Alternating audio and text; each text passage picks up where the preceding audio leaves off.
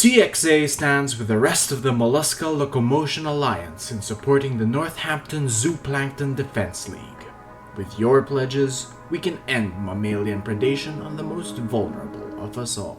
Salutations, and welcome aboard your Cephalopod Express aviation flight for today. You've come to the right place for a safe, speedy, comfortable, and safe journey to your destination of choice. And all of us on board and on the ground are more than happy to make it our life's guarantee that you travel safely there and back again. Have we mentioned that your security and intactness is our specialty? Our ironclad industry standard safety measures, laser edge quality checks, and real-time environment monitoring still pale in comparison to the raw experience we have as a team in making your travel as boringly uneventful as possible. Dozens of flights per day, all over the globe for the last 88 years without substantiated incident is all you need to know to set your minds at ease. On this note, to ensure that you and your fellow passengers remain far out of harm and discomfort's way, we kindly request that you refrain from interacting with and spreading the recent rumors regarding passengers vanishing mid-flight, combusting upon the craft touching down on the tarmac, and alleged extra-normal possession of their bodies during brief periods of turbulence. None of these are primarily true, and we are looking into the basis for these stories as we speak. In the meantime, fasten your seatbelts, stow your carry-on luggage overhead, and sit comfortably as you please while our onboard oracle performs some last-minute rituals to foresee our pleasant journey ahead. Watch for that plot twist heading down the left aisle right about now. Bare minimum productipustions and vehicle safety inspections presents Divination Techniques and Occult Rites performed to see into the future. Foresight guarantees only regret. While we aerate the incense smoke and adjust the noise cancellation on your headsets to filter out the glottal chanting, please accept these complimentary peanuts as we walk you through our one-of-a-kind Mystic Assurance process, or MAP, to guide us through the sunniest path to our destination. It begins with finding the right oracle for us. Just as we hire only the most competent and by-the-books pilots to fly our planes, we seek and charter only the most wary and vision-stricken seers to guide us through the astral plane. Otherwise beset by chaos and misfortune you'll never need to worry about. Speaking of worry, despite all its reputation and infamy, we can assure you that no augury practice quite spells out compatibility like reliable old astrology. For as long as humans have turned to the skies and wondered at their place within the vast cosmos, astrology has been the path to answers. For much of human history until the Enlightenment, astrology was treated as a valid field of study. Too rightly, as beneath and before the enforcement of interpretations regarding human relationships between each other and between the stars, there is a nigh precise systemization of sky quadrants, star patterns, and astral motion. These are, literally what the zodiac and horoscopes have always been, the mathematic division of the heavens from the relative position of us earthbound, bright-eyed humans to better chart the large and small ways they change throughout different times of the year through different years. It's always been about the astronomy, the geometry, and the attraction between heavenly bodies. Regardless of what more can be said, there is credit to the point of attempting to understand universal forces such as attraction, providence, and intersection through the machinations of human logic. Unfortunately, while the song of the heavenly bodies do hum a melody of harmony, peace, and employee customer satisfaction, they do not quite give us the precise answers and guarantees we need to stay consistently as airborne as we do. For this reason, we turn to consulting other methods of soothsaying at our disposal, and we don't greenlight for takeoff until we get the go-ahead from each one of them. These varying methods are notably different in their corresponding foci or mediums, but all are equally valuable and efficient thanks to the training of our prophesying professionals. Still not sure? Perfect! Let's take a stroll through our map and make sure together that we get where we need to go. Our first stop will be for supplies at Cleromancy Cabin. Simplistic, indistinct, basically coin flipping with extra steps, yes, but also familiar, accessible, and fundamental to visit and master for later ritual stops on our map. Cleromancy refers to all divination techniques which deal in interpretations of random and chance-based outcomes. One might be tempted to think this would be, well, all of them, and one would be somewhat correct. Studying the earmarks of fate and destiny is a pursuit of that slightly deviant falling leaf, or the little pufflets of smoke veering off course from the rest of the column. In this way, a large portion of divination may be considered Cleromantic. That being said, a good way to understand techniques that may be considered pure Cleromancy would be through another fanciful generalization. Cleromancers either draw lots or cast die. Drawing lots would include any stick, curio, or card-based process involving random selections which in turn reference unique interpretations. A good example of this would be the classic tarot card reading, of which the oracle and the customer handle specialty cards according to the school of training of the former, towards interpreting how the energies of the latter influence the outcome of drawing from the deck at hand. Did you know that the deck we're most familiar with is called the Rider-Waite Tarot? There are, in fact, other kinds of tarot decks with their own differing interpretations of the major and minor arcana, easily referenceable in this chart. In the case of the other generalized Cleromantic technique branch, casting die, as it were, is all about wielding unique tokens and interacting with them such that their orientations or visible marks are changed and subject to unique interpretations. Other than the typical casting of dice and tossing of grains or beans in order to read their fallen positions, there are interesting niche sub-practices such as molybdomancy, practiced particularly in Eastern Europe and south in the Balkans. Molybdomancy classically involves the melting of tin and lead into pans, and casting the molten metal into buckets of cold water to produce shapes and figures which can apparently be read to foresee facets of the future. In this way, the tokens were the molten metal whose orientation was changed into unique marks through chemical reaction, not unlike the reaction between the lead fumes and the human lungs which inhaled them, leading to this divination technique's banning in certain countries. Don't worry, our onboard oracles are instructed to use only lead-free metals. As we approach our next stop, further and higher than when we set out, I'd like you all to take the time to remember when last the earth spoke to you. The wind tussling your hair, running water tittering about your face, the nearing kiss of flame brushing close but not quite to your warming skin. The big blue girl's got a story to tell. 1,000 mouths to tell it with, and our professionals trained in geomancy and the elemental divinations are the right ears for the job. Interestingly, studying the motions of the elements and the shapes they'd take during specific circumstances isn't a new job by any stretch, nor is it an old one either. Folk who watched the wind became the people who tamed the sails, became the surveyors who studied target maps, became the experts who studied the climate. The keen difference being that most watch only where the fire goes next, not the flicker of what it's sputtering to tell you with its final breath. Speaking of the tongue of the flames, other than the auspices of Cleromancy and reading into the random, fire and heat are so ingrained in most soothsaying techniques that divination pyromancy can be considered another umbrella under which other rituals can be clustered. So anciently spiritual is fire that pyromancy can be traced through the holy books of major religions and on still to modern day rites. Touching base with two other elemental methods, aeromancy and hydromancy may be understood and performed between each other the same way, such that gathering clouds and rippling waves may be interpreted accordingly. The minute wisps and trails which reveal the future through these first three elements are amorphous, as they are ever-changing. Not so for the remaining element. Geomancy, as practiced throughout different parts of the world and in different cultures, surprisingly hinges in some ways on mathematical principles and algebraic algorithms, whether intuitively derived or intentionally processed this very way. Examples of mathematic geomancy may be found in some of the most persistent and prevalent divination techniques, like feng shui or Vasta Shastra. Though the veneer of these philosophies may seem simply a matter of aesthetics and positioning, techniques such as the aforementioned are actually rooted in some simple engineering ratios and design fundamentals, which, while not mission critical to the functioning of most structures, still reasonably predict future human behaviors and decisions within the space. The purported flow of energies and the passage of spirits through empty spaces aside, geomancy bears the distinction of being an occult practice from which one can perform deductive and inductive mathematical and behavioral reasoning. We're coming out of the woods moving forward, and you know what that means?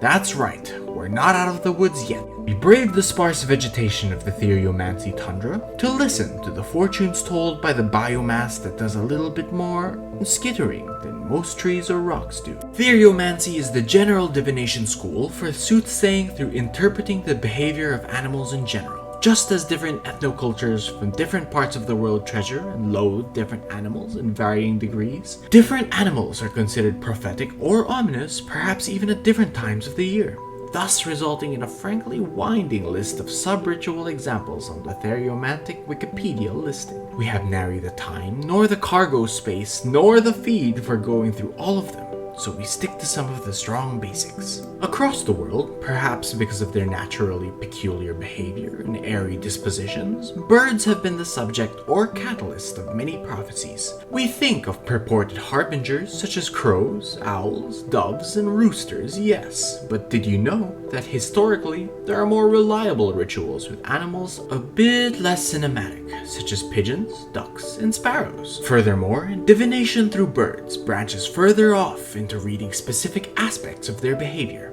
such as in the case of Electromancy, which is the interpretation of scattered seeds captive birds might opt to eat before others, nicely overlapping back to Cleromancy. Or Ornithomancy refers to studying bird behavior in general, though this may be more popularly known through the ancient Romans who devoted much time and prestige to those who would practice these rituals we now call augury. Animals frequently shown as shamanistic familiars expectedly also have their own branches, in the case of Canomancy for canines and Ailuromancy for felines, but one that bears mentioning for its fascinating process would be the type of Arachnomancy unique to a region in Cameroon and Nigeria, called Ngam. Oracles trained in this practice would gather web-weaving arthropods, usually spiders, but other silk-training insects are not out of the question, and they would induce production for these critters in order to read the tapestry which they thereafter dwell upon. Further fascinating about the umbrella school of Ngam is that the interpretation of the spider webs varies not only in cultural peculiarities, but linguistic differences between the tribes who share versions of the ritual. This extends even to some tribes not using spiders and foregoing webs completely,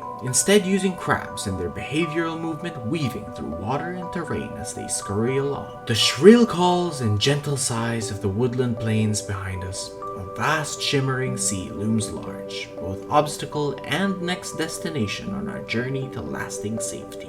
What sea might this be, you may ask? Why, the Somatomancy, of course. The empty expanse we must ford represents a shift, away from the prophetic implements, apart from destiny's signages sprouting from the all-knowing earth, and deeper into the self as we move further along our map. Literally, the self as well, as somatomancy is the general term for divination involving body parts. On the opposite end of the familiarity spectrum for somatomancy, horoscope is the divination technique involving the interpretation of openly cooking animal liver. Entire reference manuals and foreign correspondences of the time had been written about the complexities of horoscope and the traditions of its practitioners, the horospecs, owing to the rituals extending beyond simply cooking viscera and reading the smoke and charred flesh produced. Indeed, at a time, horoscope was as ubiquitous and varied as tea leaf reading or card soothsaying in order to divine the mysteries of the future. On that note, horoscope would not be the only oracle tradition stemming from the interpretation of animal remains. Scapulomancy represents an approach in bone, particularly the scapulae of oxes, turtles, and regional game prey. Furthermore, the divination technique primarily diverged across regions based on whether the oracle bones, as they were called, were harvested and immediately read from fresh kills, or cooked first in high temperatures to assess the cracks which would form. More often than not, the details of the future revealed would then be inscribed on the animal's remains and given to the assessed person as their keepsake, sort of a memento mori in its own right. On the other hand, Somatomancy is also the divination category under which the persistent palmistry school also calls home. Though much can be said about the history and quirks of palm reading as a method for revealing destiny, it bears mentioning that equally regarded once upon a time was solistry, or the study of the lines and folds which demarcate the soles of an individual's feet. As we talk about solistry and palmistry, it bears mentioning that if you feel something tickling the back of your brain while encountering a field of study that claims to be able to reveal a person's destiny based on the physical ratios and aspects of their bodies, you certainly aren't alone. And there would be a few people who'd like to discuss racial possibility with you. This would be a joke, of course, though the parallels between these somatomantic techniques and phrenology would be worth investigating by academics more qualified than this safety instruction video narration. Bonus! There is also a divination technique simply called rumpology, and it involves, yes, the divinatory interpretation of one's butt.